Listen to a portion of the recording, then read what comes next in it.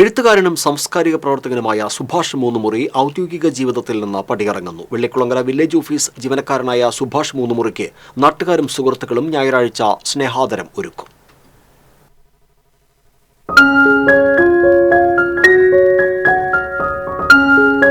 പ്രതിഭാധനനായ എഴുത്തുകാരൻ, ജനകീയനായ സർക്കാർ ജീവനക്കാരൻ, മനുഷ്യസ്നേഹിയായ ജീവകാരുണ്യ പ്രവർത്തകൻ എന്നിങ്ങനെ വിശേഷിപ്പിക്കപ്പെടുന്ന ആളാണ് സുഭാഷ് മൂന്നുമുറി.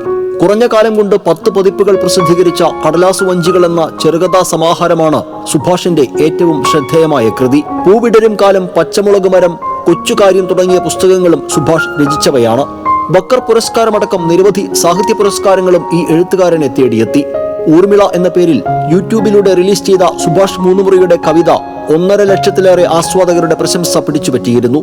കോവിഡ് കാലം മുതൽ മൂന്നുമുറിയിൽ പ്രവർത്തിച്ചിരുന്ന എസ് മറ്റത്തൂർ എന്ന സൗജന്യ PSC പരീക്ഷാ പരിശീലന കൂട്ടായ്മയിലെ പ്രധാന പരിശീലകരിൽ ഒരാളായും സുഭാഷ് പ്രവർത്തിച്ചിരുന്നു. ഈ കൂട്ടായ്മയിലൂടെ ഒട്ടേറെ പേരെ സർക്കാർ ജോലി കയ്യെത്തിപ്പിടിക്കാൻ പ്രാപ്തരാക്കി.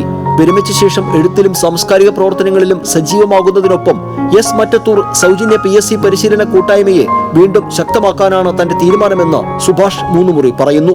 നൂറ്റാണ്ടുകാലത്തെ ഗവൺമെന്റ് ജീവനം ഈ മെയ് 31-ാം തീയതി അവസാനിക്കുകയാണ്. എഴുത്തും വായനയും കൂടുതൽ സജീവമാക്കുന്നതിനും കൊറോണ കാലത്ത് നിർത്തിവെച്ച S Mattathur PSC coaching centre നിരവധി പേർക്ക് തൊഴിലവസരം ഉണ്ടാക്കി കൊടുത്തൊരു സ്ഥാപനമാണ്. അത് വീണ്ടും പുനരുജ്ജീവിപ്പിക്കാനും യുവാക്കൾക്ക് തൊഴിലവസരങ്ങൾ നേടിക്കൊടുക്കാനുമുള്ള ഒരു പ്രസ്ഥാനം ആരംഭിക്കണമെന്നാണ് റിട്ടയർമെന്റ് ജീവിതത്തിലെ ഏറ്റവും പ്രധാനപ്പെട്ട എൻ്റെ ആഗ്രഹം.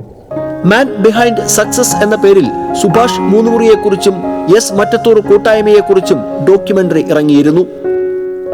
TCV കൊടകര.